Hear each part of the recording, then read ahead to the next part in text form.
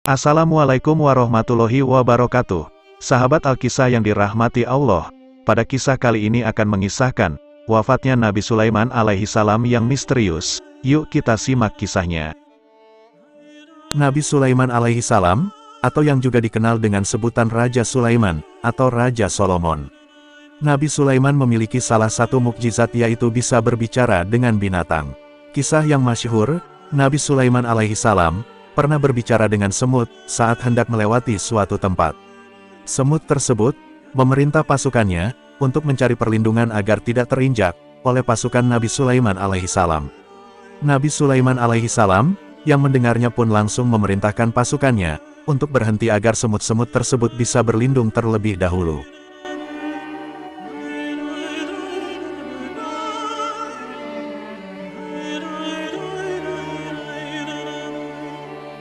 Pada suatu kisah, tatkala malaikat maut Israel datang menghadap Nabi Sulaiman, tiba-tiba malaikat yang bertugas mencabut nyawa ini menajamkan pandangan dan mengarahkannya kepada seorang lelaki yang duduk bersama beberapa tamu Nabi Sulaiman.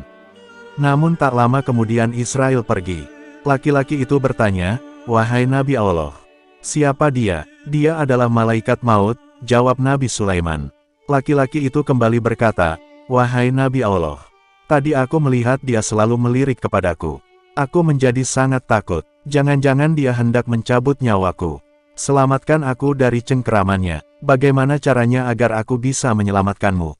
Tanya sang Nabi. "Anda suruh saja angin untuk membawaku ke negeri India. Mungkin saja, dengan begitu dia akan kehilangan jejakku, dan tidak akan bisa menemukanku," jawab laki-laki itu. Kemudian Nabi Sulaiman pun memerintahkan angin untuk menghantarkannya sampai ke ujung negeri India, dalam waktu sekejap saja.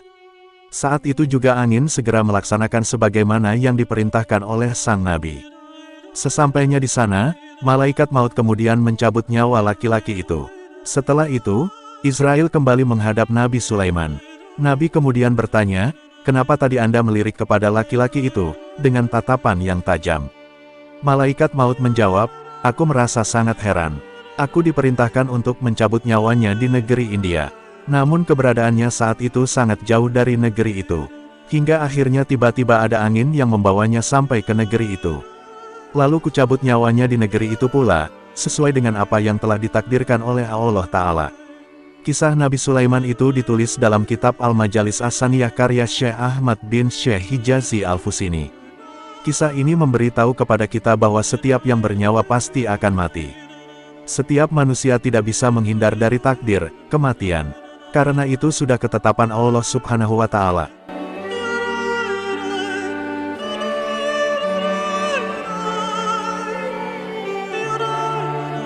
Hampir tidak seorang pun yang mengetahui kematian Nabi Sulaiman alaihi salam, baik dari golongan jin maupun manusia.